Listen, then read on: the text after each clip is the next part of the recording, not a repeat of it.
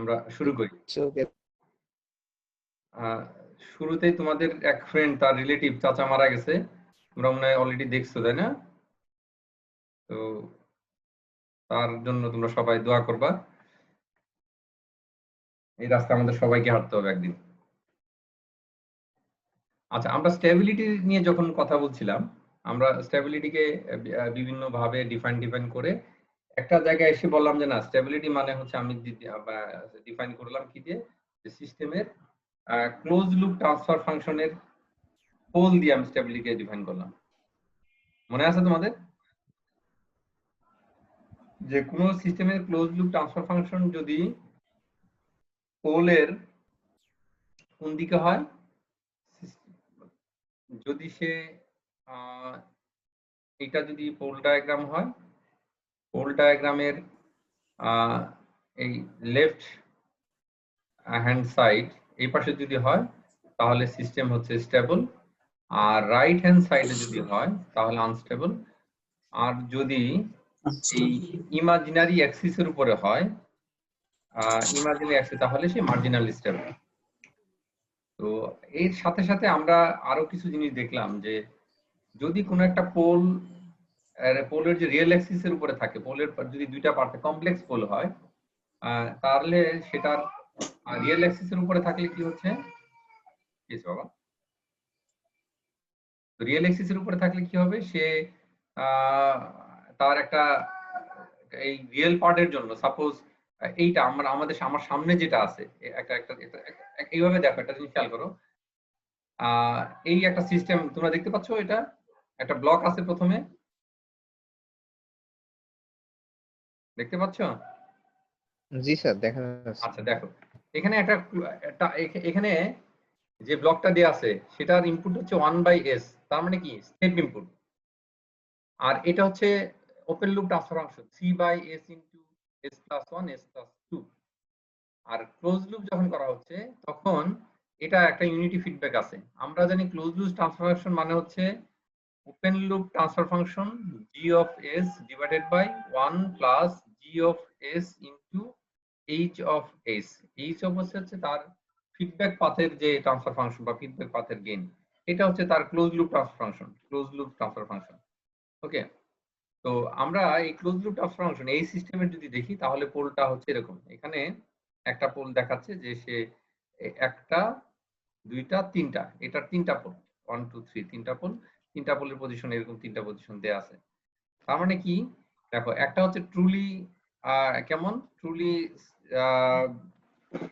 মানে রিয়েল অ্যাক্সিসের উপরে, তার মানে এই পার্টটার জন্য সে ডিকে করবে। আর একটা হচ্ছে কমপ্লেক্স, দ্যাট ইজ তার রিয়েল পার্ট আছে ইমাজিনারি পার্ট আছে, তার মানে সে কি হবে, আন্ডার ড্যাম্প হবে, আন্ডার ড্যাম্প। বুঝতে পারতেছো? এগুলো মনে আছে তোমাদের?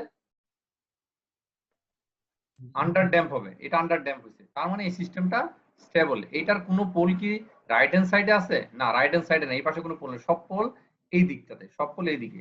আচ্ছা, পরে যদি আরেকটা সিস্টেম দেখি, এখানে দেখো এর পোলগুলো কেমন, এর পোলগুলা কিছু আছে একটা এখানে, আর আরেকটা পোল হচ্ছে এখানে, একটা এখানে আরেকটা এখানে।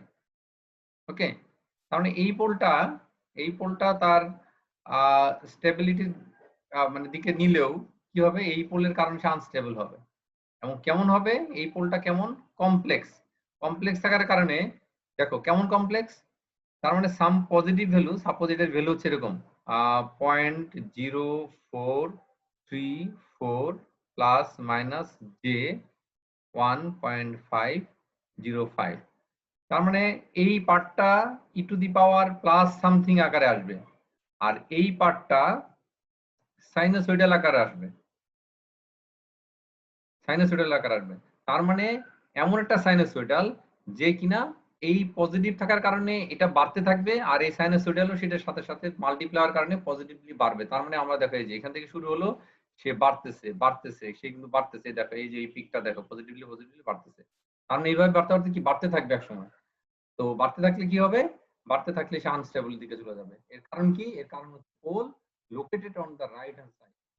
তার মানে আমরা বলতেছি সিস্টেম যদি লেফট হ্যান্ড সাইডে পোল থাকে, লেফট হ্যান্ড সাইডে যদি পোল থাকে তাহলে সিস্টেম স্টেবল, যদি রাইট হ্যান্ড সাইডে থাকে তাহলে আনস্টেবল, আর যদি সিস্টেমের পোল ইমাজিনারি অ্যাক্সিসের উপরে থাকে অথবা ইমাজিনারি অ্যাক্সিস থাকে কিছু অংশ, দু একটা পোল রাইট হ্যান্ড সাইডে থাকে, তাহলে সে মার্জিনালি স্টেবল। আমরা সেকেন্ড অর্ডার সিস্টেমের ক্ষেত্রে দেখছিলাম যে ইমাজিনারি অ্যাক্সিসের উপর থাকার কারণে, পোল থাকার কারণে তার ন্যাচারাল যে মানে আনড্যাম্প রেসপন্স আমরা দেখছিলাম সেকেন্ড অর্ডার সিস্টেমের ক্ষেত্রে।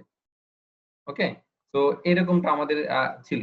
এখন আমরা সিস্টেম কিভাবে, তাহলে এই যে জিনিসগুলো দেখলাম, এই জিনিসগুলো থেকে আমরা কনক্লুশন ড্র করতে পারি যে আমরা চাইলেই কোনো একটা সিস্টেমের ক্লোজ লুপ ট্রান্সফার ফাংশনের করসপন্ডিং যে পোলগুলো আছে সেই পোলগুলো যে আমরা বের করতে পারি, তাহলে বের করলে কি করব আমরা, তাহলে বুঝতে পারবো সিস্টেম স্টেবল না আনস্টেবল। ওকে, তোমরা একটু কথাবার্তা বলো, তোমরা আসো কিনা? আচ্ছা, তাহলে স্টেবল কখন? হ্যাঁ, স্টেবল কখন হচ্ছে যখন সিস্টেমের পোল লেফট হ্যান্ড সাইডে, আর যখন রাইট হ্যান্ড সাইডে চলে যাবে তখন আনস্টেবল। এখন তুমি একটা জিনিস বলো তো দেখি, যে একটা সিস্টেমের যদি হায়ার অর্ডারের সিস্টেম হয়, এবং তার ক্লোজ লুপ ট্রান্সফার ফাংশন, দেখো একটা পয়েন্ট ভালো করে খেয়াল করো, আমরা কিন্তু ওপেন লুপ ট্রান্সফার ফাংশনের কথা বলছি না একবারও, ক্লোজ লুপ ট্রান্সফার ফাংশনের কথা বলছি। তো ক্লোজ লুপ ট্রান্সফার ফাংশন থেকে তার করসপন্ডিং পোলগুলো বের করা ম্যানুয়ালি, এটা কি সহজ কাজ না কঠিন কাজ?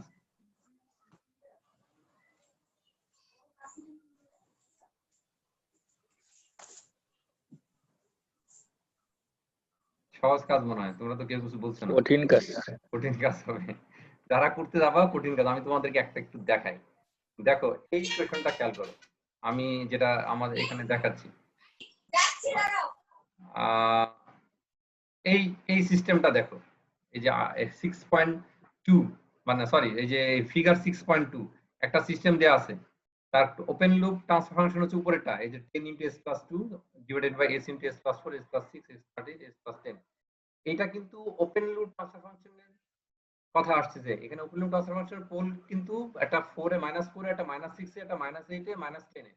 তার মানে এখান থেকে তুমি যদি কনক্লুশন করো যে সিস্টেম স্টেবল, তাহলে কিন্তু ভুল হবে। আমি কি বলতেছি বুঝতে পারতেছো ক্লাস? জি স্যার। জি স্যার, জি স্যার। এটাকে আবার একটু অন্য জায়গায় নেই, তাহলে নাহলে তোমাদের কনফিউশন মনে থেকে যাচ্ছে। মনে করো এইটাকে আনলে গ্যামটা হবে।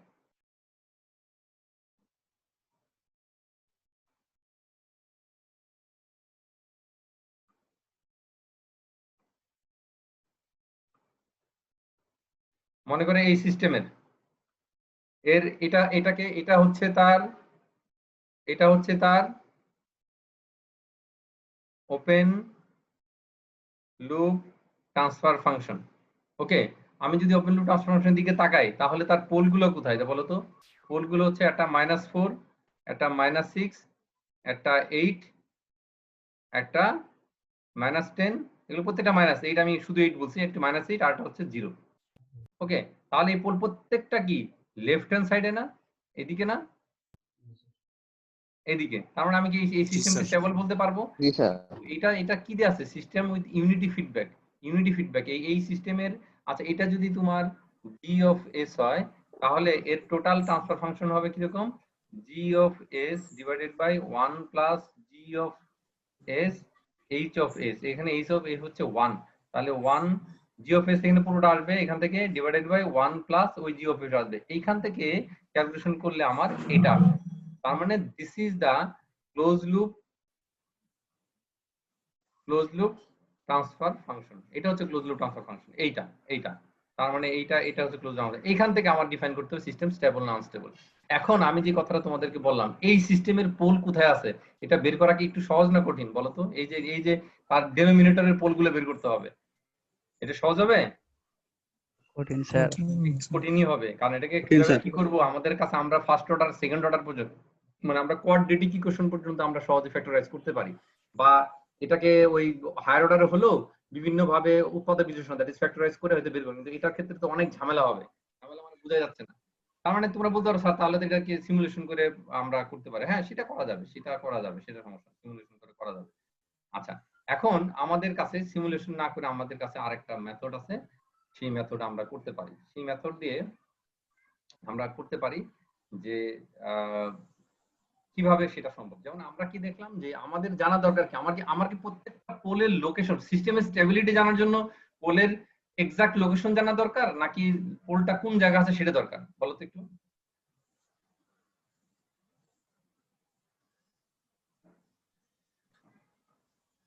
একটু বলো একজন। পোলটা এক্সাক্ট জায়গায় আছে, এক্সাক্ট কোন জায়গা আছে সেটা দরকার, না শুধু পোলের লোকেশন বুঝলে হবে যে কোন সাইডে আছে এটা জানা দরকার? লোকেশন স্যার, লোকেশন তো জানলেই হচ্ছে। লোকেশন এক্সাক্ট জানলেই লোকেশন তো না হবে। শুধু কোন সাইডে আছে সেটা? এটা আমি প্রশ্নটা আবার একটু ক্লিয়ার করে দিই। মনে করো এইটা হচ্ছে আমার একটা সিস্টেমের পোলের আমি আমি আমি আঁকতেছি একটা একটা সিস্টেমের পোল। মনে করে এরকম একটা পোল সিস্টেমের, এটা কি স্টেবল না আনস্টেবল? Stable, stable. আর যদি সে এরকম হইতো আনস্টেবল। আনস্টেবল। আচ্ছা, তুমি কিভাবে বুঝলা?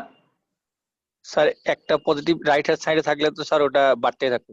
এক্স্যাক্টলি, একটা রাইট হ্যান্ড সাইডে পোল আছে, রাইট হ্যান্ড সাইডে বলেছে, বাকি সবগুলো যেখানেই থাকুক না কেন এই একটা আছে এখানে, তার মানে এই একটাই ঝামেলা পাকে এবং আনস্টেবল করে ফেলবে। তার মানে আমার জাস্ট পোলের লোকেশনের দরকার, যে কোথায় অবস্থিত, কোন পাশে, রাইট হ্যান্ড সাইডে না লেফট হ্যান্ড সাইডে, না ইমাজিনারি অ্যাক্সিস এর উপর অবস্থিত কিনা, এটা জানলে হবে। কিন্তু তার এক্সাক্ট লোকেশন, আমি কি যে পোলগুলো ক্রস দিচ্ছি এগুলোর এক্সাক্ট লোকেশন এখানে জানি আমি? না, জানি না, আমি জানি না। তার মানে এই জিনিসটা জানার জন্য আমরা এক ধরনের টেকনিক আমরা শিখবো, যে সেই টেকনিকটার নাম হচ্ছে কি রাউথ হারউইটজ ক্রাইটেরিয়া। এটাকে সংক্ষেপে আরএইচ ক্রাইটেরিয়া বলা হয়।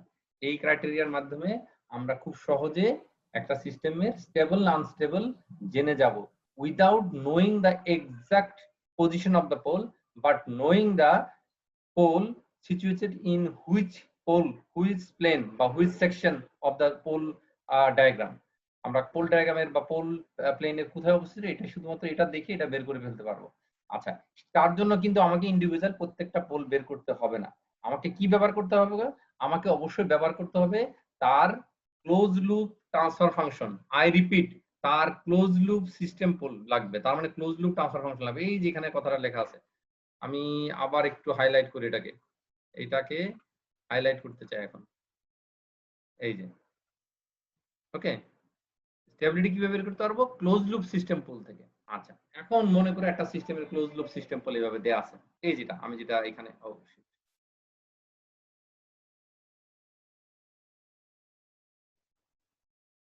ক্লোজ লুপ ট্রান্সফার ফাংশন দেয়া আছে। কোনটা দেয়া আছে?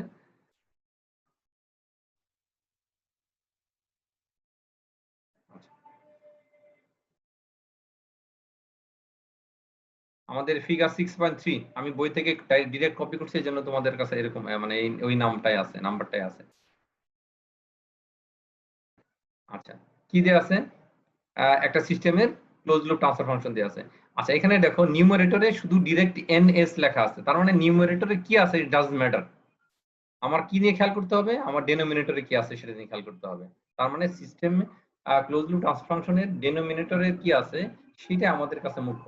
তাহলে আমি কি করব? প্রথমে এটা দুইটা পার্ট। একটা পার্ট হচ্ছে আমাকে একটা টেবিল জেনারেট করতে হবে যার নাম হচ্ছে রাউথ টেবিল, এবং সেই টেবিলটা থেকে ইন্টারপ্রেট করে আমি দেখব যে পোলগুলার কোন পজিশনে আছে বা কোথায় কোথায় এবং কয়টা কোথায় আছে, এটা বোঝা যাবে কয়টা কোন দিকে আছে।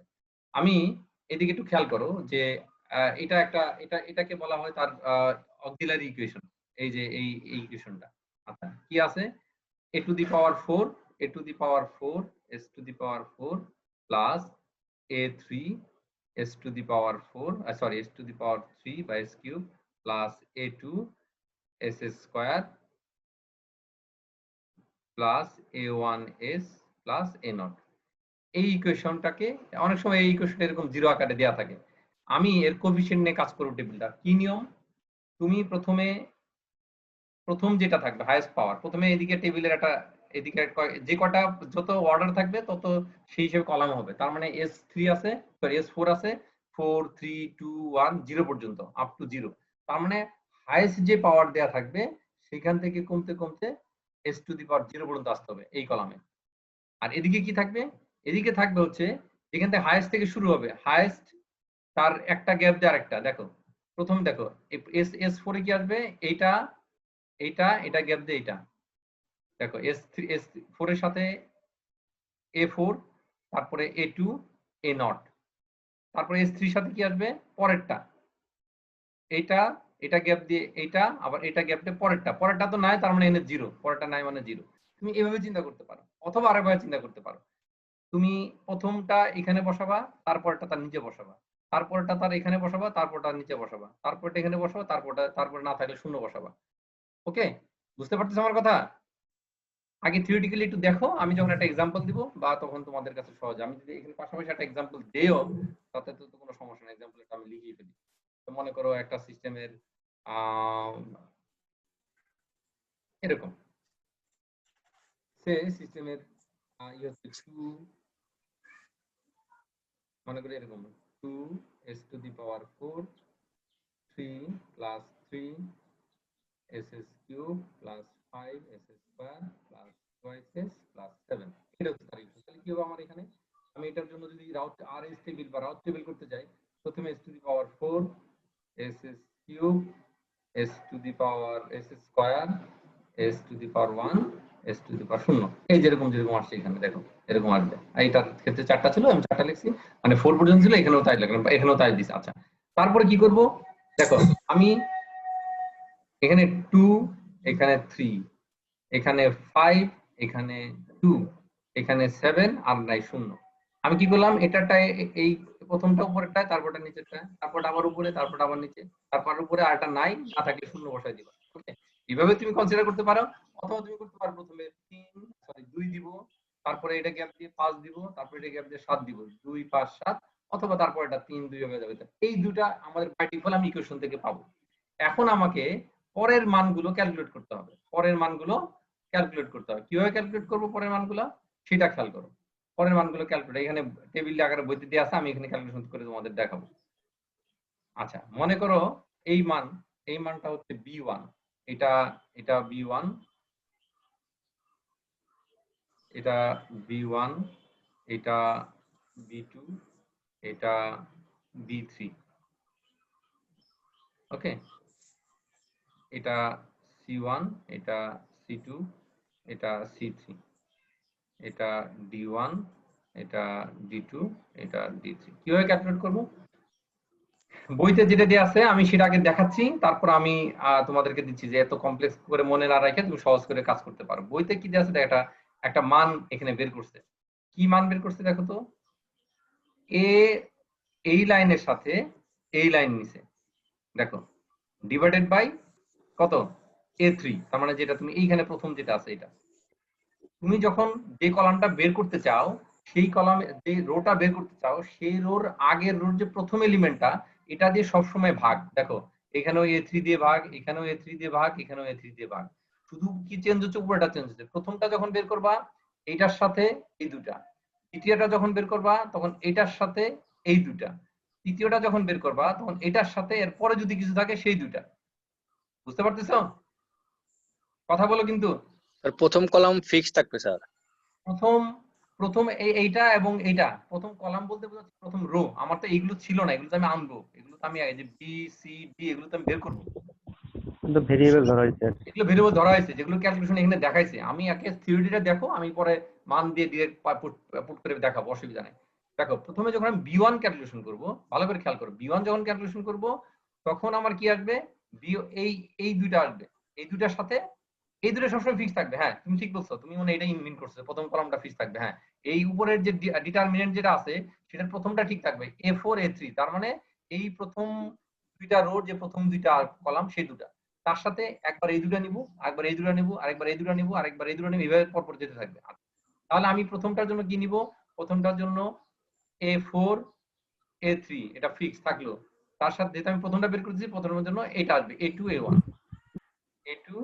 a1 ডিভাইডেড বাই a3, এটার মান, তার সামনে একটা মাইনাস। তুমি কিন্তু এটা মুখস্থ করার চেষ্টা করো না, তুমি জাস্ট দেখো যেটা আছে। আমি যদি তোমাদের না দেখাই তোমরা বলবা স্যার আমাদের এটা দেখালেন না, পরে করতেছেন একরকম। হ্যাঁ আচ্ছা, তারপরটা কি হবে তাহলে, তারপরটা একই, এটার সাথে আবার এটা, তাহলে এটার সাথে যে মাইনাস a3 a4 a0 0, এখানে কোনো ভ্যালু নাই, এই জন্য 0, তারপরে পরের 3 নাম্বার এটা যখন বের করব তখন এটাই আসবে, বাট এই পর্যন্ত এই ভ্যালু তো নেওয়া হয়ে গেছে, এটা যখন বের করে পরেরটা আসবে, পরে তো এখানে ভ্যালু নাই, 0 0, এই জন্য দেখো 0 0 ডিভাইড বাই a3, প্রত্যেকটা a3 তে ভাগ।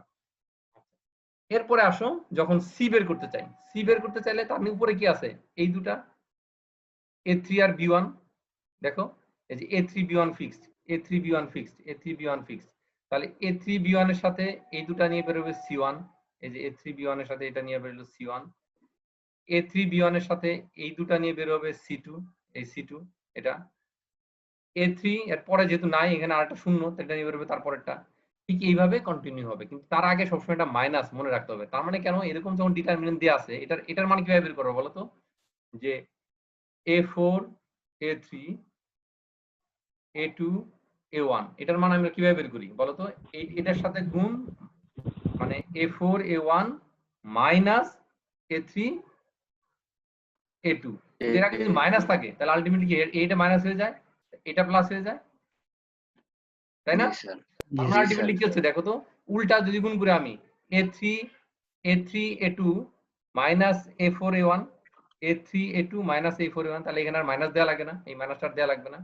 তো এইভাবে আমরা ক্যালকুলেট করব, ফরগেট অ্যাবাউট দিস, আমি যেটা ক্যালকুলেশন আছে সেটা করে দেখাচ্ছি, তাহলে তোমাদের জন্য বোঝার সুবিধা হবে। আমার আরেকটা एग्जांपल বইটা আছে, আমি একটা র্যান্ডমলি একটা ইকুয়েশন লিখছিলাম, সেটা দিয়ে আমরা ক্যালকুলেট করব। এখন মনে করে এটা আমি এইটা ক্যালকুলেট করতে চাই, এই পজিশনেরটা, এই পজিশন ক্যালকুলেট করতে লাগবে এই দুটা সাথে এই দুটা, কারণ আমি প্রথমে এই দুটা এটার সাথে মাল্টিপ্লাই করব, কত আসবে আমি অন্য এক জায়গায় করতেছি, মুছে ফেলবো। 3 5 3 × 5 মাইনাস 2 × 2 2 × 2, আমি কিন্তু মাইনাস দিচ্ছি না কোনো, ডিভাইডেড বাই কত হবে 3, তাহলে কত হয় উপরে 3 5 15 মাইনাস 4, দুই দুগুণে 4 ডিভাইডেড বাই 3, তাহলে কত হয় এখানে 11 ডিভাইডেড বাই 3, 11/3 এখানে 11/3। আচ্ছা আমি এর পরেরটা যদি বের করতে চাই আমি একটু মুছে নেই, না হলে তোমাদের কাছে আবার কনফিউশন হবে। আরে আল্লাহ একবার মুছে গেল, এখানে কত ছিল এটা 5 5, তাহলে এটা যখন বের করব তখন কি হবে, আমি এটাকে আবার অন্য এক জায়গায় বের করে দেখাচ্ছি, এটা কত আসবে 2 3 5, 7G তার মানে তুমি 3 5 15 আলাদা গুণ করে দেখাবো নাকি একবার লিখলে বুঝবা? দেখো তারপর কি হবে, আমি আলাদা আলাদা দেখাচ্ছি, আর তোমরা একটু খেয়াল রাখো, কারণ তোমরা ভুলে গেলে এই ভিডিওটা আবার দেখে নিবা। 3 × 5 মাইনাস 2 × 2, ভুল হচ্ছে না আমার, ভুল হচ্ছে না? 70 এইটার সাথে 70 আসবে, হ্যাঁ এটা তো আগেটা ছিল 70 আসবে, এটার সাথে কি আসবে 70, এটা কাটো, তাহলে 2 × 0 না সরি আর কি লিখলাম 3 × 7 মাইনাস 2 × 0 ডিভাইডেড বাই কত, ডিভাইড বাই 3, তার মানে কত আসে 3 7 21 মাইনাস 3 কত আসে 7, তাহলে এই ভ্যালুটা কত 7, এর পরের ভ্যালু কত হবে বলো তো, এটার সাথে পরে এখানে ভ্যালু আছে না, এখানে কত 0 হবে, তাহলে এটার সাথে গুণ করলে 0 হবে, এটার সাথে গুণ করলে 0, তার মানে 0 হবে। এখন আসে এখানে এটা যখন ক্যালকুলেশন করব তখন কি এর উপরে দুটো এই দুটার সাথে প্রথমে এই দুটো নিব, ওকে। এখন যেহেতু আমি র্যান্ডমলি নিছি মানগুলো ভগ্নাংশ হয়ে গেছে এবং ক্যালকুলেশনের জন্য টাফ হয়ে যাচ্ছে, তো আমি কি প্রসিডিউর বুঝাইতে পারছি? জি স্যার। আচ্ছা আমরা আরেকটা যখন দেখবো সামনে एग्जांपल করা আছে তখন আমাদের জন্য এটা সহজ হয়ে যাবে। এখন এইভাবে আমরা বের করতে পারি, আমরা এই টেবিল বের করতে পারি। এখন কথা হচ্ছে যে টেবিল আমরা বের করার পরে কি করব, এই টেবিলটা আমরা কি করব? আচ্ছা টেবিল দিয়ে কি করব সেটা এখন আর বলছি না, ওই লাইনটা পরে বলতেছি, একটা বের করে নি আগে। মনে করো এই একটা সিস্টেম দেয়া আছে, एग्जांपल 6.1, খেয়াল করো example 6.1, make the route table for the system শোন ইন ফিগার বিলো। প্রথম এই বিলো এই সিস্টেম দ্যাট ইজ এ তে যেটা দেয়া আছে, এই সিস্টেমের কত, এটা কি বলো তো? এটা তো sir open loop transfer function. আমার রাউট টেবিল গঠন করার জন্য কি দরকার?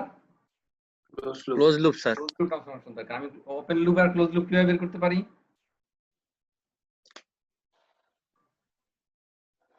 বলো, কিভাবে বের করতে পারি?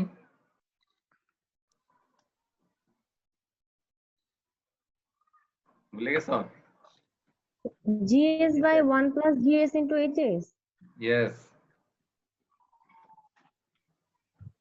এটা তাহলে আমরা এই সিস্টেমের ক্ষেত্রে বের করি এটা। জিএস সমান কত?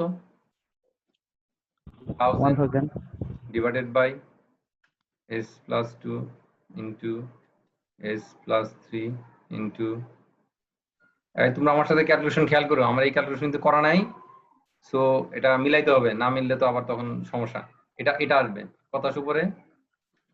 1000 ডিভাইডেড বাই, আচ্ছা এটাকে আমি একবারে ডিরেক্ট গুণ করে লিখি, তাহলে আসবে s square plus 5s plus 6 into, বুঝতেছো, s প্লাস 5। আচ্ছা ওকে ফাইন। আর এখান থেকে উপরে থাকলো 1000 divided by s plus 2 into s plus 3 into s plus 5, ওইটার এটা একই কথা। এখানে উপরে আমি এখানে সিম্পলিফাই করলে কি হবে? এখানে সিম্পলিফাই করে এটাকে গুণ করো, এটাকে গুণ করো, তাই উপরে এটা আসবে না, এখানে 1 আছে, এটা গুণ এইটা উপরে আসবে না, উপরে আসবে, তাহলে কত হবে দেখো তো? s cube plus 5s square plus 6s plus 5s square plus 25s, ভুল হচ্ছে নাকি? 5s square 25s plus 30 plus 1000 divided by এটা যেটা আছে নিচে, এটা হচ্ছে s plus 5s plus 6 into s plus 5। Ultimately দেখো এইটা আর এটা একই জিনিস না? স্যার স্কয়ার আছে স্যার একটা এস হ্যাঁ, স্কয়ার s স্কয়ার আছে, স্কয়ার আছে একটা, এটা একই জিনিস না? এটা বাদ হয়ে যাবে, তাহলে উপরে আমার কি থাকে? উপরে থাকে দেখো, জি উপরে থাকে হচ্ছে 1000, নিচে থাকে কত? s কিউব প্লাস, দেখো এখানে 5 স্কয়ার, এখানে 5 স্কয়ার, তাহলে কত হলো? 10s স্কয়ার প্লাস দেখো 31s আর ওই যে 6s 31s প্লাস 1000 আর 30 1030 মিলছে। ওকে, তাহলে এটা হলো তার ক্লোজ লুপ ট্রান্সফার ফাংশন। এটা এখানে কিন্তু বের করা নাই, তোমাদের কিন্তু বের করে নিতে হবে। এটা প্রশ্নে কিন্তু এই ক্লোজ লুপ ট্রান্সফার ফাংশন দেয়া থাকবে না, যেটার উপর আমার কাজ করতে হবে। এখন আমরা যেটা পেলাম সেটা হচ্ছে ক্লোজ লুপ ট্রান্সফার ফাংশন পেলাম, ক্লোজ লুপ ট্রান্সফার ফাংশন পেলাম। এখন একটু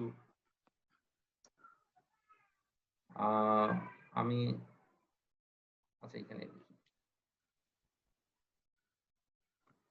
দেখি এখানে জায়গা রাখছিলাম নাকি? আচ্ছা মনে আছে না ইকুয়েশন? এটা আমরা যদি আরএস টেবিল করতে চাই তাহলে কি হবে? আমার এদিকে কি আসবে? এস এর পাওয়ার কত সর্বোচ্চ?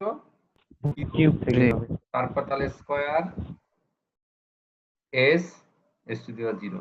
ওকে, 0 আচ্ছা 0। এখানে কি হবে? আমি কি এটা একটু এখানে লিখবো তাহলে মনে সুবিধা হবে? S S cube plus 10 S square 31 S plus 1030, এই তো নাকি? দেখো তো ঠিক লিখছি? 1030 জি স্যার ঠিক আছে। আচ্ছা ঠিক লিখছি। আচ্ছা তাহলে বলো তো প্রথম আমরা কি লিখবো? আমরা একদম, তোমরা দেখো কিভাবে খেয়াল করো, আগের নিয়ম ভুলে দিলে প্রথম হচ্ছে এটা সহ কোএফিশিয়েন্ট কত? 1, পরেরটা কোএফিশিয়েন্ট কত? 10, তারপরটা কোএফিশিয়েন্ট কত? 31, 1 তারপরটা কোএফিশিয়েন্ট কত? 1000 1030। আর আছে না? তুমি একটা সুবিধার জন্য Zero. শূন্য শূন্য দিয়ে রাখো, এরপরে যতবার তুমি শূন্য লিখতে পারো, অসুবিধা নেই। থেকে ক্লোজ করো।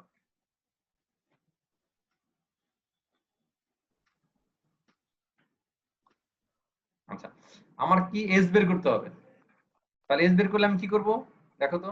এটার সাথে এটা মাল্টিপ্লাই করব, মাইনাস এটার সাথে এটা মাল্টিপ্লাই করব, divided by 10। I repeat, 1 G sir into, না সরি উল্টা বলতেছি কেন, 10 into 31 minus 1030 into 1 divided by কত? 10। কত হয় এখানে? এখানে কত হয়? 310 মাইনাস 1030 ডিভাইডেড বাই 10 কত হয়? ক্যালকুলেটর বের করো। স্যার 680 মনে হয় 680 হয়। আচ্ছা আচ্ছা, আরেকটা কাজ করছে এখানে, শোনো আমরা একটা কাজ করি একটু সহজ। আরেকটা জিনিস আমি বলতে ভুলে গেছি এটাকে। আচ্ছা যা করছে করছে, বলো কত হয়? 600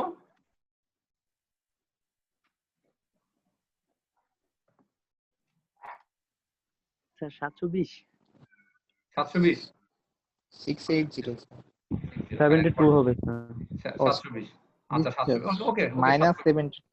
মাইনাস 720, ওকে মাইনাস, এখানে বড় এটা মাইনাস 720, 720। বুঝতে পারছো কিভাবে করছি? এইটাকে মাল্টিপ্লাই ইনটু এটাকে মাল্টিপ্লাই ডিভাইডেড বাই 10 10 দিয়ে মাল্টিপ্লাই, এটা যখন ক্যালকুলেশন ওকে করব তখন কি হবে? আবার 10 দিয়ে ভাগ করতে 72 হবে, তো। ওই জন্য স্যার 10 দিয়ে ভাগ 72 করা হয়ে লাগবে যাবে। তো ওই 10 দিয়ে ভাগ করছে, 72 বলছি বলছি, ওটা তো ওখানে বলি নাই, সেই জন্য আমাকে ফলো করো, ইনশাআল্লাহ সব বের হয়ে যাবে। এখন আমি আসি পরেরটা বের করতে চাই। পরেরটার জন্য কি করব? পরেরটার জন্য দেখো কি করব, এই দুটো নিব, তার সাথে কি আসবে এটা, এখন দেখো তো এটা 0 0 আসবে। শূন্য শূন্য হয়ে যাবে। তারপরটার জন্য কি এই দুটোর সাথে এর পরেরটা এটা কি শূন্য হয়ে যাবে? শূন্য হয়ে যাবে না? জি স্যার। আচ্ছা এখন আসলে বইতে যেটা করছে সেটা হচ্ছে এইখানে এই লেভেলে এসে 10 দিয়ে ভাগ করছে। এখানে বলা হচ্ছে একটা একটা ক্লজ আছে এখানে, যে তুমি কোনো একটা রোকে পজিটিভ কিছু একটা দিয়ে গুণ করতে পারো, কোনো অসুবিধা নেই। তাহলে 1/10 দিয়ে গুণ করছে, তাহলে এখানে কত হয়ে গেছে? এখানে 1, এখানে 103, এখানে 0।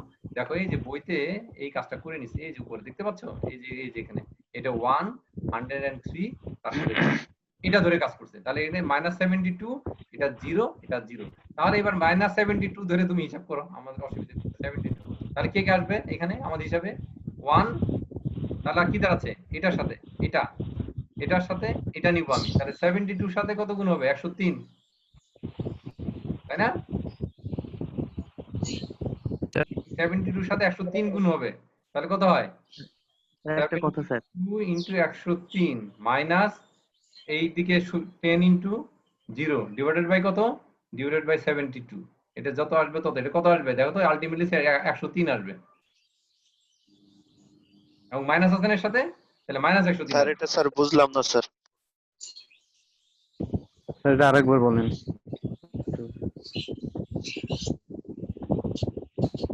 স্যার আমাদের যে 720 ওখানে 10 দিয়ে ভাগ করলে তো এমনি তো 72 স্যার চলে আসবে। এমনিতেই তো স্যার মান চলে আসছে স্যার এইভাবে করলে। এখানে কত ছিল? 10, এখানে ছিল 10, এখানে ছিল 1030, 1030। এখানে এখানে 0। আমি যদি এটাকে Zero. যদি 10 1/10 দিয়ে মাল্টিপ্লাই করি, তাহলে এখানে কত হবে? 1 হবে না? 1 এখানে 1 হবে। স্যার এটা করাই লাগবে স্যার। এটা করলে তোমার ক্যালকুলেশন সহজ হবে, না হলে তোমার ক্যালকুলেশন লম্বা হবে। এখন স্যার বইতে সাইডে আছে, করে নিয়ে যদি মানগুলো বসাই দিতাম স্যার তাহলে এটা হতো স্যার। হ্যাঁ বইতে আছে, এখন না করলে তো তোমরাও তো ওই যে মনে করবে স্যার এটা করলো না কেন। এটা তো স্যার বেশি ভেজাল। বেশি ভেজাল অনেক ক্ষেত্রে আবার সহজও হয়, কারণ হচ্ছে তোমার মান তো কমে যায়। এটা থেকে এমনি কি পেয়েছিলাম এখানে? স্যার মাইনাস, কখন কি দিয়ে ভাগ করা লাগবে স্যার ওটাই তো তুমি স্যার। তুমি বুঝতেছো না? এটার মধ্যে কমন আছে 10, জি স্যার এটা তো বোঝা যাচ্ছে। আর যদি না দেয় তাহলে করবে না। জি স্যার। -72 0 0, এই কলম তো বুঝছিল নাকি? মির সাব্বির, জি স্যার। মির সাব্বির বলতেছি আচ্ছা দেখো, এখন আমি এটা ক্যালকুলেশন করবো। এটা ক্যালকুলেশন করতে কোন দুইটা নিব? আমি এই দুটার সাথে এই দুটা নিব, কি হবে? এটা এটার সাথে এটা মাল্টিপ্লাই হবে ডিভাইডেড বাই ইনটু মাইনাস এটা ডিভাইড বাই -72, তাহলে কত আসে? 103 72 minus into 72 minus 0 divided by -72 -72। কত আসবে? এটা 103 আসবে, প্লাস 103। বুঝতে পারতেছো? জি স্যার। আচ্ছা তাহলে আমি এটাকে মুছে একবারে প্লাস 103 লিখি, প্লাস 103 প্লাস 103। আমি এই টেবিলটাকে পরে আবার গুছায় যেগুলো দাগা দাগি আছে সেটা লিখবো 103। আর এগুলো কি হবে বলো তো? এটার সাথে Zero যখন হবে আমি তো। এটা নিব 0 হবে, আর একটা 0 হয়ে যাবে। তাহলে দেখো তো টেবিলটার দিকে একটু খেয়াল করি, আমরা সুন্দর করে খেয়াল করি। স্যার ওখানে 31 হবে না স্যার? কোনটা 31 হবে? এই যে প্রথমে দ্বিতীয় রোতে হ্যাঁ 31 হবে। এটা 103 এর উপরে 100। ওটা ওই যে পরে কাটাকাটি করে লিখলাম, গুণ করার সময় লিখছিলাম 31 দিয়েই গুণে লিখছিলাম আমরা। হ্যাঁ 30, এই যে গুণ করার সময় 31 ই লিখছি, 31।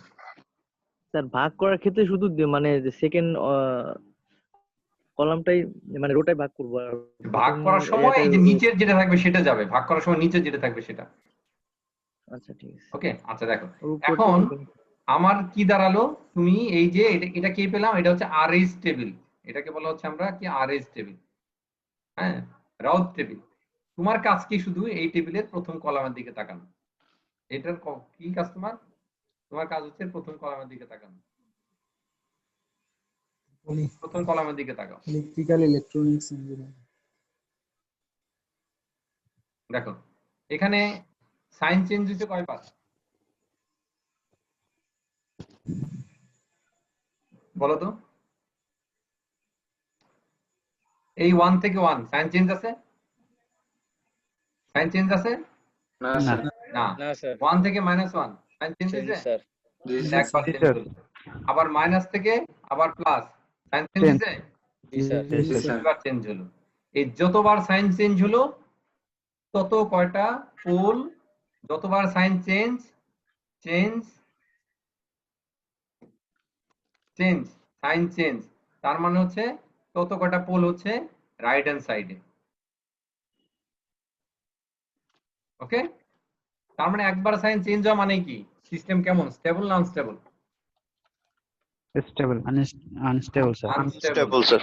আনস্টেবল। তার মানে তুমি প্রথমত এটা দেখবা, যখনই দেখবা কোনো সাইন চেঞ্জ আছে প্রথম কলামে, আর অন্য কোনো কলাম কি হলো না হলো এটা আমার কোনো বেশ দেখার এটা কিনা, প্রথম কলাম যদি দেখি যে কোনো সাইন চেঞ্জ আছে তার মানে আমি বলে নিব, এক চোখ বন্ধ করে বলবো সিস্টেম আনস্টেবল।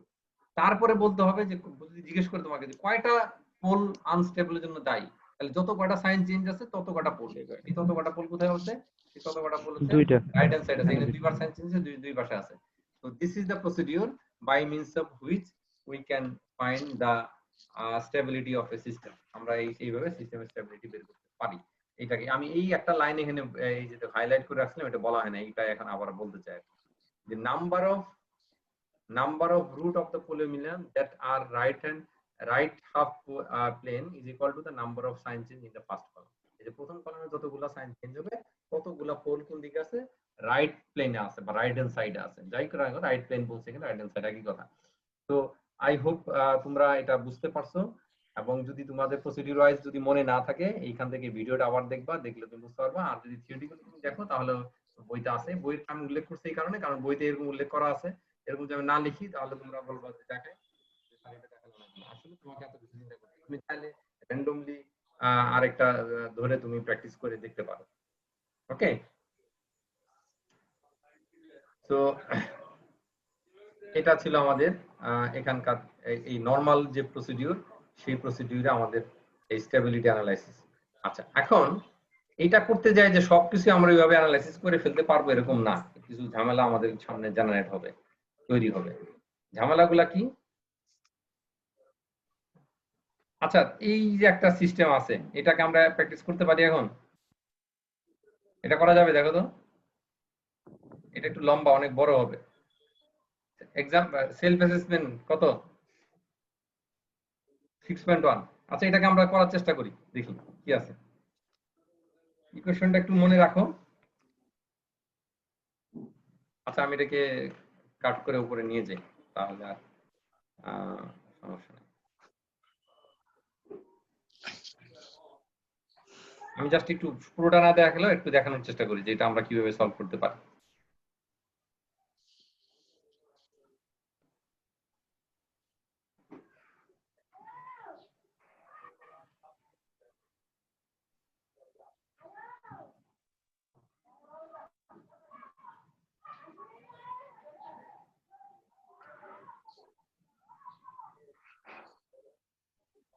এটা অলরেডি দেয়া আছে, মানে তার যে ক্যারেক্টারিস্টিক ইকুয়েশন সেটা দেয়া আছে। আমাকে বলছে যে এখানে কি প্রশ্ন করছে, প্রশ্নটা আমি দেখিনি, প্রশ্নটা দেখিনি। Make the route table and tell how many roots of the following polynomial are in the right half plane in the and how many in the left half plane আছে, ডান পাশে কয়টা বাম পাশে কয়টা, এটা কয়টা পোল থাকবে বলো তো? 7টা। এটা 7টা পোল থাকবে। তো আমি যদি সাইন চেঞ্জ হয় দুইবার, তাহলে ডান পাশে কয়টা? দুইটা। দুইটা, তাহলে ডান পাশে যদি দুইটা থাকে 7টা যদি পোল হয় পাঁচটা। তাহলে বাম পাশে কটা যাবে? 5টা থাকবে। আচ্ছা এরকম হওয়ার কথা, কিন্তু অরিজিনে আছে কিনা সেটা বোঝা যাবে? না এখান থেকে বোঝা যাচ্ছে না। আচ্ছা ঠিক আছে, আমরা দেখি। এটা আপাতত আমরা টেবিলটা জেনারেট করি, টেবিল জেনারেট করি, দেখি কি আছে, কি বলে। আচ্ছা টেবিল জেনারেট করি। কি হবে এখানে? সর্বোচ্চ পাওয়ার কত? 7 7। তোমরা একটা কাজ করতে পারো, তোমাদের যাদের সামনে এখন টেবিল আছে বা খাতা কলম আছে, তোমরা খাতা কলম এটা করার চেষ্টা করো আমার সাথে সাথে। হ্যাঁ, তাহলে আমার মনে হয় তোমাদের জন্য সুবিধা হবে। কি আছে এখানে? তাহলে পাওয়ার কি হবে? প্রথমে s to the power 7, s to the power 6। আচ্ছা আমি এগুলা পরে বসাচ্ছি। তাহলে এখানে কত আসবে বলো তো? 3, এখানে 3 6 9 নিচে আচ্ছা, 9 আমরা Nine. আমরা এইভাবে যাই 3 9 9 6 6 4 4 4 7 8 2 6 7 0 8 8 2 6 2 কত? s এর s কত Six. এখানে? s টু দি পাওয়ার 0 কত? 0 স্যার। এখানে তো 0 S 0 6 স্যার। 0 মানে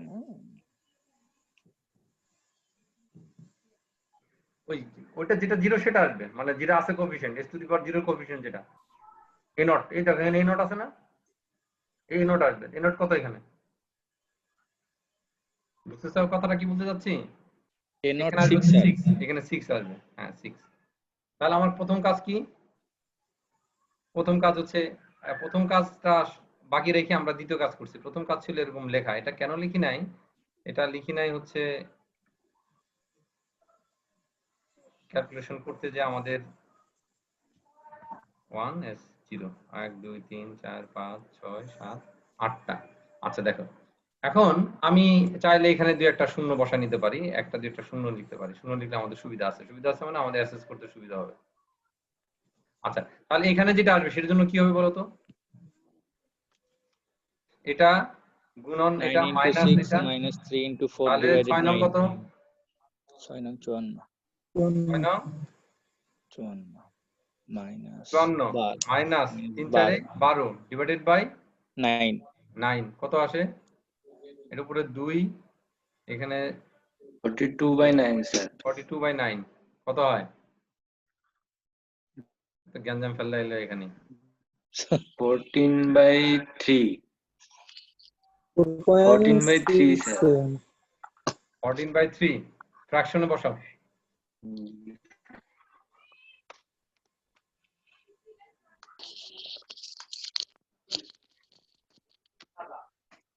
ভ্যালি ডিভাইডেড বাই 9 কত হয়? 4.67 স্যার। ভুল করো না। 42 ডিভাইডেড বাই 9 4.6। 4.67 আচ্ছা 4.67। ওকে ফাইন, এটা ডান। এবার এটা ক্যালকুলেশন করতে আসো। তাহলে এই দুটোর সাথে কি আসবে? এটা আসবে। তাহলে এখানে কত হয়? 9 into 7 9 into 7। তাহলে 9 into 7 কত হয়? 7 6 9 7 63 9 63 63 মাইনাস 3 3 3 into 8 3 3 3 3 8 24 ডিভাইডেড বাই কত? আবার 9 কত হয় এটা? 4.33 স্যার 4.33 33। হ্যাঁ তারপর 3 এটার সাথে 9 এটা into যাবে 2 9 8 দুগুণে 9 18 minus 18 minus মাইনাস 8 এটা 0 স্যার 0 আবার 18। হ্যাঁ এবার 0, এবার 0। আরগুলো কি বের করতে হবে? না স্যার। না আরগুলো বের 0 করতে হবে, আসবে স্যার। এটা এমনি 0 হয়ে যাবে। আচ্ছা ওকে ফাইন। এরপর এটা আসো, এটা ক্যালকুলেশন করতে গেলে কি করতে হবে আমাকে? এই দুটো কনসিডার করতে হবে।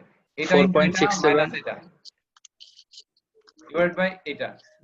এখন শুনো, তোমরা যদি প্রসিডিউর ওয়াইজ বুঝো, আমি এখানে সময় নষ্ট না করে পরের টপিকে যেতে চাই, কারণ আমরা যেতে এই ক্যালকুলেশন আমার কাছে করা নাই এখন, সময় লাগবে। বুঝছি স্যার। আমরা মনে হয় আগাই, সামনে অন্য প্রবলেম দেখি নাকি? জি স্যার। এটা শেষ করবা? মাইনাস আসবে শেষ সামনে করলে আগে- ভালো হতো স্যার। শেষ করো। আচ্ছা করো, অসুবিধা নেই, শেষ করো। এত একটু সাহস পাও না, এত ভয় তার পাও। অনেক সময় লাগবে শেষ। অনেক সময় লাগবে, যেহেতু করা নাই। তাহলে করা থাকলে দাম বলে ফেলতাম যে করা আছে কোনটা এটা। আচ্ছা করো, আবার বলতেছে যে তাহলে কত হয় বলো? এটার সাথে গুণ করলে কত হয়? ফ্র্যাকশনের গুণ। স্যার টোটাল আসবে -4.34 এখানে -4.34। এটা কত আসবে? এটার সাথে এটা এটা গুণ করলে 0 মাইনাস এটা, এবং এখানে আবার ইয়ে আসবে 8 আসবে, তাই না? করিনি স্যার। আমি কেন বলছি এটা, এটার সাথে তুমি যে এটা গুণ করবা, তার থেকে এটা যখন বিয়োগ করবে এটা কত 0 হয়ে যাবে না? এই যে 9 × 0, তারপর ডিভাইড বাই এটা, এটা জি স্যার, জি স্যার, 8 থাকে, বাকিগুলো 0। জি স্যার। এবার এর পরেরটা আসো, এই দুটা, এটার সাথে এটা গুণ করবা, মাইনাস এটা গুণ করবা, ডিভাইড বাই এটা করবা, কত হয় দেখো।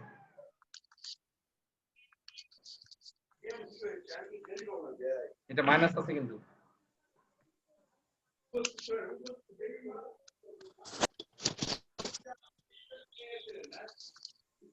ফোর 4.34 into 4.33 12 into 9 3 আছে স্যার। কত? 12.993। 93 প্লাস তো নাকি? জি স্যার। দেখো এটার সাথে নিচে কিন্তু ডিভাইড হবে মাইনাস পয়েন্ট, -4.34। জি স্যার। হ্যাঁ 3 ভাগ হবে, হ্যাঁ উপরে তারপরে মাইনাস মাইনাস কাটা যাবে স্যার। হ্যাঁ তারপরে 12.9 এটার সাথে এটা, মানে বাকি কি হবে? 0 0 হয়ে যাবে স্যার। 0 হয়ে যাবে। এরপর আসো সব 0 স্যার। এটা, এখন কত হবে? এখন আলটিমেটলি 0 আসবে সব স্যার। ভালো করে দেখো, এটার সাথে এটা যখন গুণ করবো তখন আসবে, এটার সাথে কোনো 0 বা 0 হবে না, এটা 8 হবে, 8 8 হবে স্যার স্যার। 8 হবে, বাকি সব 0 হবে। তারপরে আসো, পরে তারপরে গুলো যখন 0। আসবা, তারপরে এটা 0 হয়ে তারপরে যাবে। এগুলো 0 আসবে স্যার। তারপরে এগুলো সব 0, এটাও 0, এটাও 0। দেখো এখন, এখন আসো, সাইন চেঞ্জ হয়েছে কোথায় কোথায়? এই একটা জায়গায় শুধু একবার চেঞ্জ হয়েছে, আর এখান থেকে এখানে চেঞ্জ হয়েছে ডান এই পাশে দুইটা, একবার, বাম দুইবার পাশে স্যার। দুইবার। দুইবার স্যার। তাহলে সাইন চেঞ্জ দুইবার, তাহলে রুট কয়টা ডান পাশে? দুইটা। ডান পাশে 2টা স্যার। 2টা, বাম পাশে 5টা। 5টা। স্যার এখানে অরিজিনের উপর আছে, কেমনে বুঝবো? আমাদের তো ভুল হয়েছে, রাইট হ্যান্ড সাইডে এখানে 3টা আর 4টার কথা বলতেছে, তার মানে কোথাও ভুল হয়েছে, ঠান্ডা মাথায় করতে হবে। আচ্ছা ওকে, কোথাও ভুল হয়েছে, উত্তর দেওয়া আছে তো, উত্তরে আশা করি এখানে ভুল নাই। স্যার যখন স্যার এস এর মান 0 আসতেছে তার মানে কি এটা অরিজিনে আছে স্যার? না, এস এর মান না, এখান থেকে এইভাবে কনক্লুশন করা যাবে না। এস এর 0 নিয়ে এখানে কনসার্ন করে নাই, এখানে স্টেবল আনস্টেবল নিয়ে কনসার্ন, অরিজিনে আছে কিনা সেটা নিয়ে কনসার্ন না। আমরা এই যেগুলো 0 পাচ্ছি, এটা কিন্তু এর মানে এই না যে এটা 0তে অরিজিনে কিনা, এটা বোঝাচ্ছে না। এটা একটা স্পেশাল ক্রাইটেরিয়া করা, মানে একটা নিয়ম বের করতে আর কি। আচ্ছা আমাদের এটাতে কোথাও ভুল হয়েছে, ভুলে সেখান থেকে কারেকশন করতে, আমি অন্য জায়গায় যাই, আমি এখন একটু টপিক আগাতে চাই। আচ্ছা এখন এখানে আমি তো ভাবছিলাম এটা মনে হয় খুব দ্রুত শেষ করে ফেলতে পারবো, এবং তার সাথে অনেক সময় লেগে গেল আমার। যদি স্পেশাল কেস, দুইটা স্পেশাল কেস হতে পারে, যে আমি যখন রাউথ টেবিল গঠন করব তখন দুইটা হতে পারে। একটা ঘটনা ঘটতে পারে যে কোন একটা এলিমেন্ট 0 আসলো প্রথমে, একটা প্রথম এখানে বলা হয়েছে যে 0 only on the first column, কোন একটা জায়গায় শুরুতেই 0 চলে আসছে, শুরু প্রথম দিকে 0 আসছে, আর 0 যদি প্রথম দিকে আসে তাহলে কি হবে?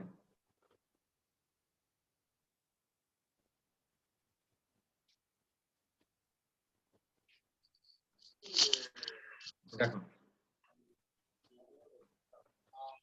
আমি একটু এটাকে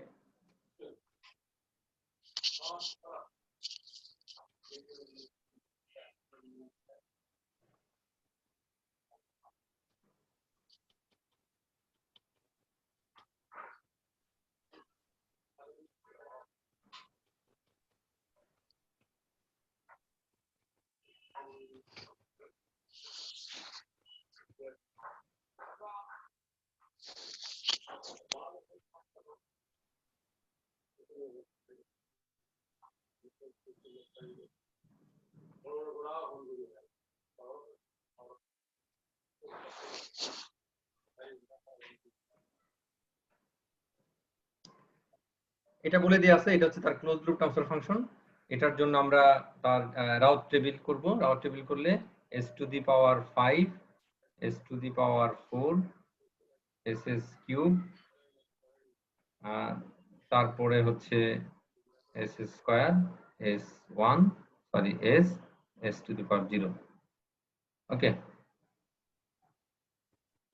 আচ্ছা এদিকে কি আসবে দেখো, বলো তো এদিকে কি আসবে? 1 1 2 3 6 6 5 3 তুমি চাইলে এখানে আর দুটো শূন্য নিয়ে নিতে পারো, অসুবিধা নেই। ওকে,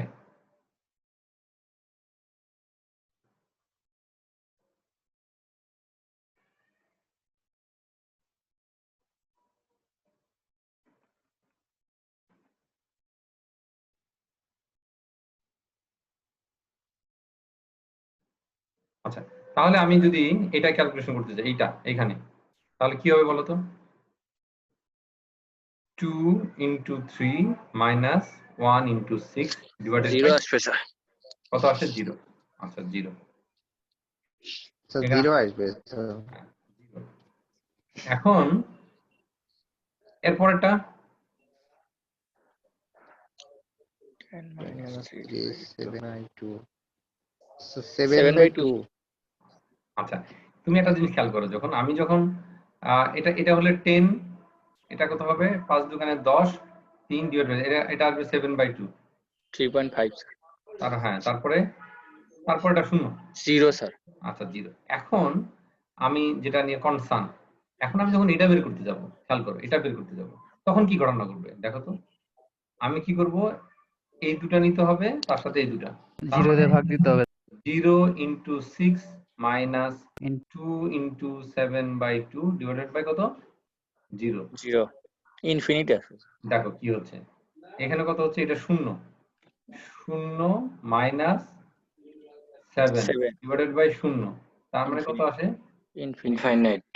ইনফাইনাইট, মাইনাস ইনফাইনাইট, ইনফাইনাইট হয়ে যাবে। ইনফাইনাইট হলে তুমি এটাকে আসলে তো কিছু মানে আমি কিছু করতে পারছি না। এখন আমার কাজ হচ্ছে তাহলে এটাকে অন্য একটা ভ্যালু ধরতে হবে, এপসাইলন একটা ভ্যালু ধরতে হবে, যেটার ভ্যালু যেটার কি এই এপসাইলন ইজ টেন্ডস টু 0, শূন্যর কাছাকাছি কোন একটা ভ্যালু এটা ধরতে হবে। এটাই নিয়ম, এটাই এখানকার ক্রাইটেরিয়ার নিয়ম। আচ্ছা আমি যদি ধরি এটা, তাহলে কি দাঁড়াচ্ছে আমার? এটা ধরে পরের ক্যালকুলেশন গুলো করতে হবে, পরের গুলো বের করতে হবে। তাহলে আমি পরের ক্যালকুলেশন গুলোতে যাই, বের করতে চাই এটা। তাহলে বের করো পরেরটা কি হবে? এটার এখানে আর 0 নাই, এখানে কত? এপসাইলন। আচ্ছা আমি এটা কেটে শূন্য করে দিই। তাহলে কি বলছি যে এখানে এরকম কলাম, এই কলাম তুমি ক্যালকুলেশন করবা, প্রথম কলামে শূন্য আসলে সমস্যা, পরেরটাতে শূন্য আসলে কিন্তু আমাদের সমস্যা নেই। পরেরটাতে শূন্য সমস্যা নেই, কারণ হচ্ছে পরের প্রথম কলামে যেটা আসে সেটাতে কিন্তু ডিভাইড হয়, তার মানে সে ইনফাইনাইট জেনারেট করবে।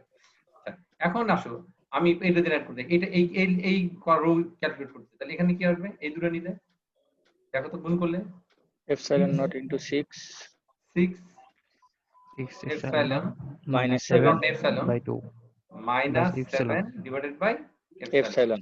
আচ্ছা তাহলে এটা আমি লিখি 6 Epsilon. epsilon minus 7 divided by epsilon। Epsilon। আচ্ছা তারপরেটা এটা 3 epsilon 3 epsilon minus 0 epsilon minus 0 divided by epsilon. epsilon, কত আসে? Epsilon. 3। 3 epsilon. তারপরেটা 3. তারপরেটা শূন্য আসবে, তাই না? শূন্য এটার সাথে আসবে স্যার। এটাও শূন্য আসবে, এটাও শূন্য আসবে। আচ্ছা এরপরে S1 আসো, S1 যখন ক্যালকুলেট করব তখন কি হবে? এই দুটার থেকে নিব আমি, এই দুটা। জি স্যার। এবার 0 minus 3 এপসাইলন। আচ্ছা এটার সাথে এটা আসবে, এটা তুমি মাল্টিপ্লাই করবা।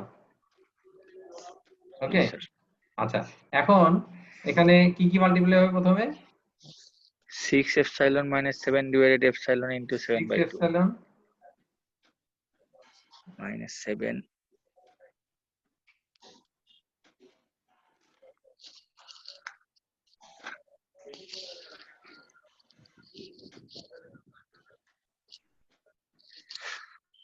আচ্ছা দেখো এখানে কি আসবে? 6 epsilon minus 7 divided by epsilon into 7/2 minus 3 epsilon।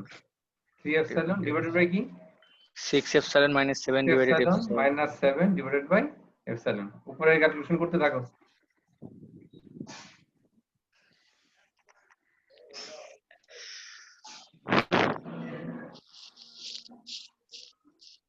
Calculation করলে আলটিমেটলি যেটা আসবে, এই যেটা এটা আসবে, আমরা সেটা বসাবো এখন। কত?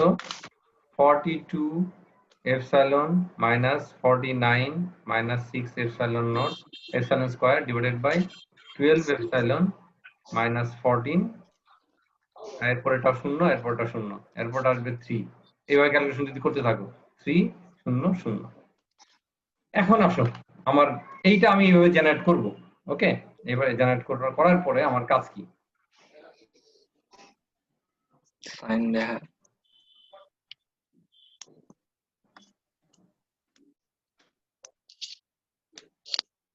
আমি এইটাকে একটু বড় করতে চাই হ্যাঁ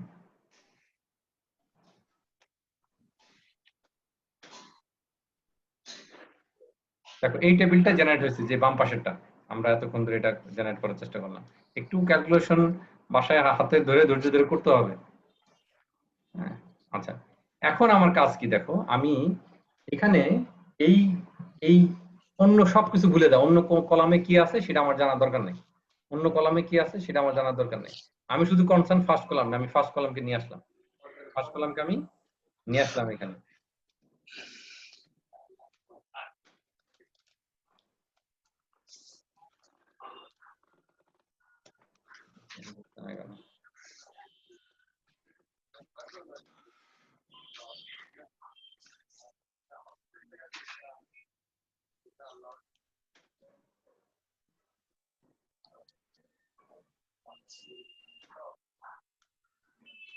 আচ্ছা ওকে দেখো আমি ফার্স্ট কলামকে নিয়ে আসলাম নিয়ে আসার পরে দেখো ফার্স্ট কলামে কি আছে ফার্স্ট কলামে 1 এই যে 1 2 এপসাইলন 6 মাইনাস 7 এপসাইলন 42 এপসাইলন যা আছে আমি তাই লিখলাম এখন কি করব আমি এইখানে আমি এপসাইলনের মান আমি এখানে পুট করব এপসাইলনের মান পুট করব প্রথমত এপসাইলনকে আমি পজিটিভ অনুসারে ধরবো আবার এপসাইলনকে নেগেটিভ ধরবো আচ্ছা কিভাবে সেটা নিয়ে সমস্যা নাই প্রথমটা পজিটিভ এটা কোনো এর মধ্যে কোনো অপশন এটা পজিটিভ তারপরটাও পজিটিভ তারপরটা এপসাইলন যদি পজিটিভ হয় তার মানে এপসাইলন কি পজিটিভ এখানে অ্যাপ্লাই করো পজিটিভ এখানে অ্যাপ্লাই করো এখানে অ্যাপ্লাই করলে কি হবে দেখো তো এপসাইলন কিন্তু তুমি মান বসাবা কিন্তু শূন্য বাট পজিটিভ ধাঁচটা ধরবা ওকে পজিটিভ ধরবা কিরকম করে দেখো তো এখানে আমরা 8 আর 6 epsilon minus 7 divided by epsilon এর পরিবর্তে আমরা লিখতে পারি না যে 6 minus epsilon by 7 by epsilon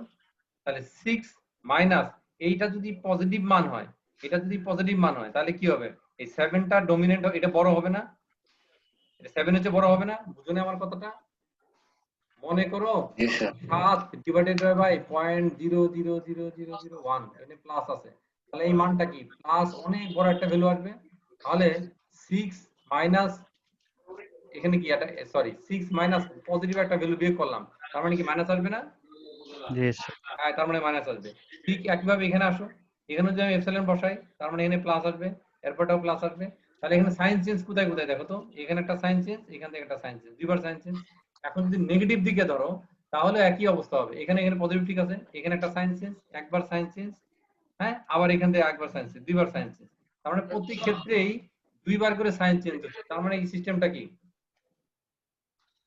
unstable আমরা এইভাবে এটাকে দেখতে পারি আজকের ক্লাস এই পর্যন্তই তোমরা বাসায় যতটুকু করাইছি ততটুকু প্র্যাকটিস করবা পারলে তোমার মতো করে যে কোনো একটা পলিনোমিয়াল ধরে সেটা আরএস টেবিল বের করার চেষ্টা করো যে কি অবস্থা হয় হ্যাঁ তো স্যার ভিডিওটা একটু তাড়াতাড়ি দিয়ে দিন স্যার ভিডিওটা চেষ্টা করবা ওকে আর আজকে এই পর্যন্তই থাক স্যার আজকে পর্যন্তই থাক হ্যাঁ আমি আচ্ছা তোমরা নেক্সট ক্লাস করবা কবে আমি তো আসলে গতদিন